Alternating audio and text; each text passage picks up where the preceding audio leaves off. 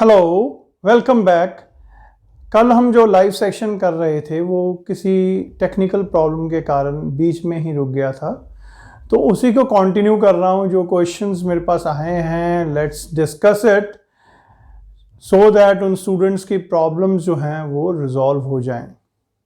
Last time हमने बात की थी क्वेश्चन की जिसके अंदर फादर और सन के एज की बात की थी, और मैंने कहा था आपको इक्वेशंस बना के दी थी और कहा था आप सॉल्व कर लें। उस क्वेश्चन का आंसर ये है, फादर की एज 34 है और सन की एज जो है वो 12 इयर्स है, present age. Now let's start with next question जो मैंने बोर्ड पे कल लिखा था और जब अब्रप्टली टर्मिनेट हो गया था। In a triangle ABC, angle C is 3 equal to 3 times angle B equal to 2 times angle A plus angle B.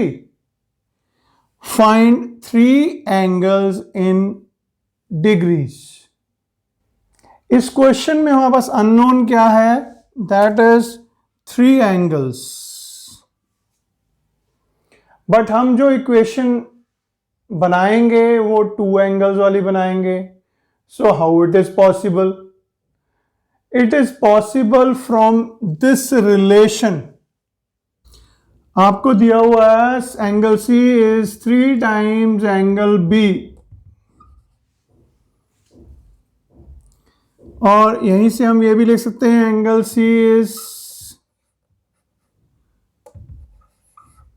2 times angle A plus angle B. और जो तीसरी बात यहां नहीं दी हुई, that is angle sum property, that sum of 3 angles of a triangle is 180 degree. इन तीनों चीजों का यूज करके अब हम इक्वेशंस बनाएंगे। तो हम यहां पे क्या अज्यूम करेंगे? एंगल ए को और एंगल बी को। Let angle A is equal to X, angle B is equal to Y, and angle sum property लिख लें, angle A plus angle B plus angle C is equal to 180 degree. A की जगह हम क्या लिख लेंगे? X, B की जगह हम क्या लिख देंगे? Y। अब C के लिए हम अगर इस कंडीशन का इस्तेमाल करते हैं, सो 3 एंगल बी को क्या अज्यूम किया? y, so 3 times y is equal to 180 degree. एक इक्वेशन आपकी ये बन गई। दूसरी इक्वेशन हम इस कंडीशन के साथ बनाएंगे। एंगल ए कितना हो गया? x, एंगल बी कितना हो गया? y, और एंगल सी की जगह हम इसे यूज करेंगे। So 2 times x plus y is equal to 180 degree. ये आपकी दूसरी इक्वेशन बन गई। अब ये जो लीनियर इक्वेशंस हैं इन्हें सॉल्व कर लें और x और y की वैल्यू निकाल लें, और x की वैल्यू जो होगी वो एंगल ए की वैल्यू होगी, y की जो वैल्यू होगी एंगल बी की वैल्यू होगी। एंगल सी के लिए आइदर आप इस कंडीशन का इस्तेमाल कर सकते हैं या इस कंडीशन का इस्तेमाल कर सकते हैं। तो इन्हें हम सॉल्व करेंगे तो हमारे पास x आ जाएगा 20 डिग्री, y आपके पास आ जाएगा 40 degree. x means angle A, so this is angle A, this is angle B, angle C यहाँ पे हम B की वैल्यू डाल दें 40, so angle C is equal to 120 degree. ये आपके पास तीनों एंगल्स आ गए। Next question, point A and B are 70 kilometers apart on a highway. A car starts from A and another car starts from B at the same time.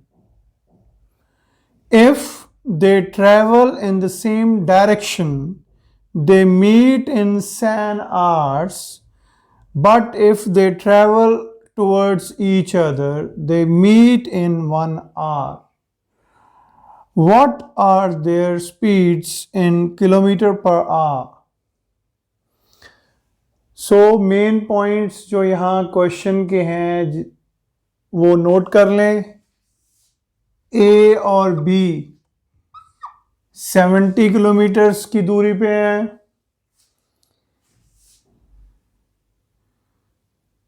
दोनों cars same time पे start हो रही हैं. अगर वो same direction में जाती हैं तो 7 घंटे बाद मिलेंगी, और अगर वो टुवर्ड्स ईच अदर मीन्स आपको भी बताते हैं, towards each other they meet in 1 hour. ये जो पॉइंट्स हैं इन्हें नोट कर लें सो दैट आई कैन रब. अब डायग्रामेटिकली से समझें. ये पॉइंट एक हाईवे है, ये पॉइंट ए है, ये पॉइंट बी है. They are how many kilometres apart? 70 kilometres apart. ए यहां से चलेगा, बी यहां से चलेगा. दे ए भी इस तरफ मूव करेगा, बी भी इस तरफ मूव करेगा. तो कहीं आगे जाके मिलेंगे. लेट अस से इस पॉइंट पे मिलते हैं. अगर हम इसे डॉटेड लाइन से आगे खींच दें, let say this is the point C जहां पे जाके मिलते हैं. सो इसका मतलब ए ने कहा ये डिस्टेंस सारा ट्रेवल किया यहां तक का, और बी ने ये डिस्टेंस ट्रेवल किया. हमें ना स्पीड पता है इसकी ए और बी की, बट टाइम पता है कि यहां पे जब रीच किए थे तब कितने आवर्स बाद रीच किए थे? 7 आवर्स बाद. यहां पे हमें फॉर्मूला नहीं दिया हुआ स्पीड का. स्पीड का फॉर्मूला क्या होता है? Speed is equal to distance over time. हमें ये डिस्टेंस नहीं पता, इसीलिए हम डिस्टेंस ओवर टाइम निकाल के भी स्पीड नहीं निकाल सकते ए और बी की. का मतलब कुछ और भी करना पड़ेगा हमें. अब दूसरी बात क्या कही गई थी क्वेश्चन में? दूसरी बात कही गई थी अगर ये दोनों कार्स ये इस तरफ मूव करती है और ये इस तरफ मूव करती है, दे मीट, लेट अस से दे मीट समवेयर हियर. इसे हम पॉइंट डी कह देते हैं.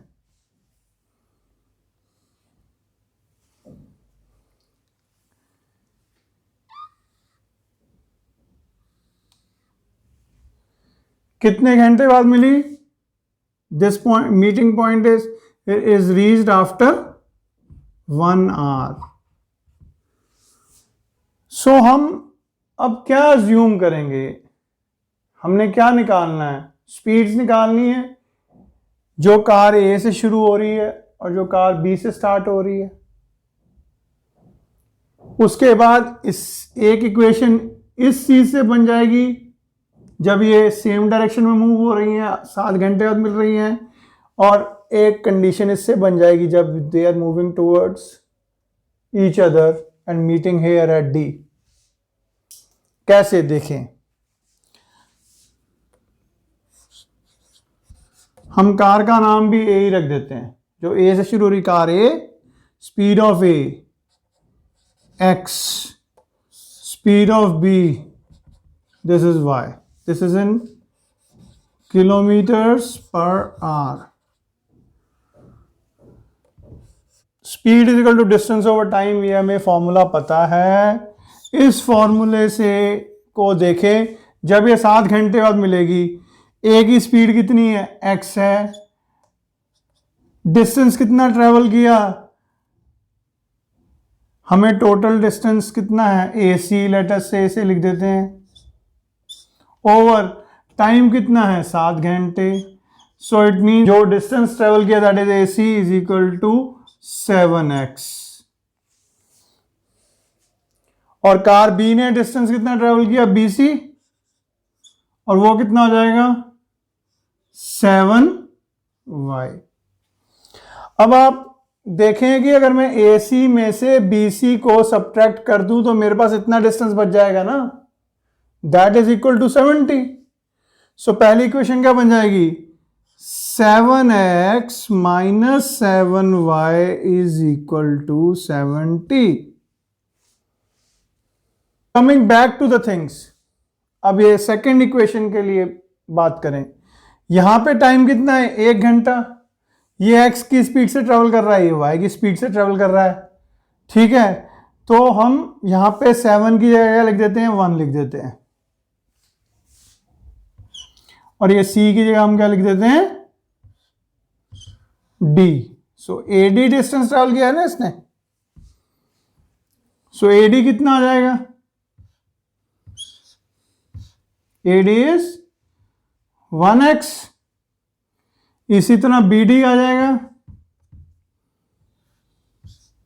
That is 1y। सो ये डिस्टेंस AD और BD अगर मैं ऐड कर दूं तो मुझे टोटल डिस्टेंस पता है ना, AB के बराबर हो जाएगा, that is 70। So x plus y is equal to 70। ये आपके पास दो इक्वेशंस आ गई। आप x और y की वैल्यू निकाल लें। x will be the speed of car starting from point A and y will be the speed of car starting from point B। आप सॉल्व करके इसे क्रॉस चेक कर सकते हैं। x की वैल्यू आपकी कितनी आएगी, 40 किलोमीटर्स पर आवर, और y की वैल्यू आपकी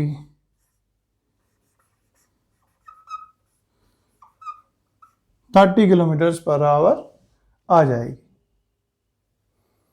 next question is, in a parking space a total of 20 bikes and cars were parked.